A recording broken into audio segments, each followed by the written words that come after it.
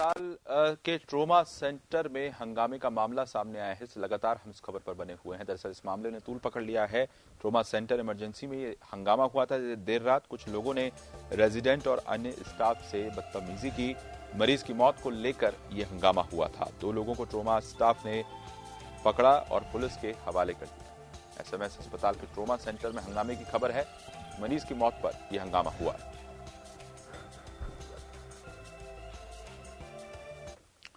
सुदर्शन हमारे सहयोगी जुड़ रहे हैं फोन लाइन पर ज्यादा जानकारी के साथ। सुदर्शन, पूरा मामला है क्या, ये आखिर क्यों हंगामा मरीज के परिजनों ने किया था और उसके बाद रेजिडेंट के साथ बदतमीजी की भी खबर आ रही है?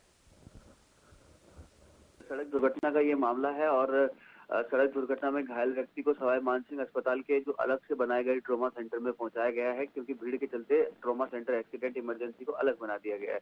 यहीं पर सारे एक्सीडेंट के केस पहुंचते हैं, ट्रोमा के केस पहुंचते हैं। तो रात में भी इस युवक को यहाँ पर लाया गया था घायल अवस्था में और काफी गंभीर अवस्था इस युवक की थी और लगभग ब्रॉड डेड ही इसको यहाँ पर लाया गया था। ऑर्थोपेडिक्स के और जो डॉक्टर्स यहाँ पर बैठे थे इमरजेंसी में, उनको दिखाने की बात को लेकर जो परिजन थे उनके साथ में कहासुनी हुई। 10 से 12 की संख्या में ये युवक लोग बताए गए जिन्होंने मारपीट की घटना को कथित तौर पर अंजाम दिया, आशीष। और उसके बाद में बाकी लोग तो वहां से निकल गए, लेकिन हंगामा करने वाले जो 2 युवक थे वो वहां पर बच गए थे, रह गए थे।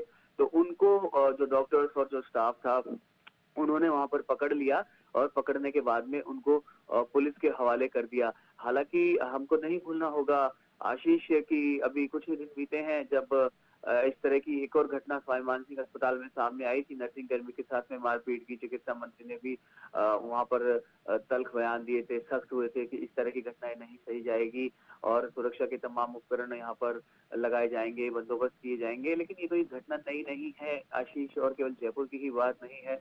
राजस्थान या देश के अगर हम अन्य अस्पतालों की बात करें तो वहां पर भी इस तरह की घटनाएं, और खासकर जो सरकारी गवर्नमेंट हॉस्पिटल्स होते हैं उनमें इस तरह की घटनाएं देखने को मिलती है। बहुत से कारण है जो सबके संज्ञान में है, लेकिन बावजूद इसके ये रोके नहीं रुक पा रहे। यहाँ पर मैं यह भी कहना चाहूंगा कि चिकित्सक के साथ में मारपीट करना या फिर नर्सिंग कर्मियों के साथ में मारपीट करना दुर्भाग्यपूर्ण है, लेकिन ताली दोनों हाथ से बजती है आशीष।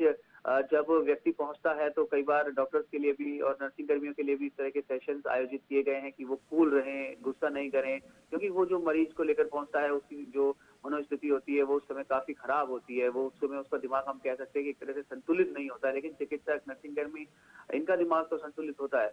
तो इस तरह से दोनों को ही यहाँ पर संयम रखना चाहिए। हालांकि सभी डॉक्टर्स ऐसे नहीं हैं और सभी नर्सिंग कर्मी ऐसे नहीं हैं, सभी मरीज भी ऐसे नहीं होते, उनके परिजन भी ऐसे नहीं होते। लेकिन कुछ डॉक्टर्स, कुछ परिजन और कुछ नर्सिंग कर्मी अगर दोनों में से एक पक्ष भी उस समय संयम दिखाए तो इस तरह की जो दुर्भाग्यपूर्ण और शर्मसार करने वाली घटनाएं ये सामने नहीं आया आशीष। जी सुदर्शन, बहुत धन्यवाद आपका तमाम जानकारी देने के लिए।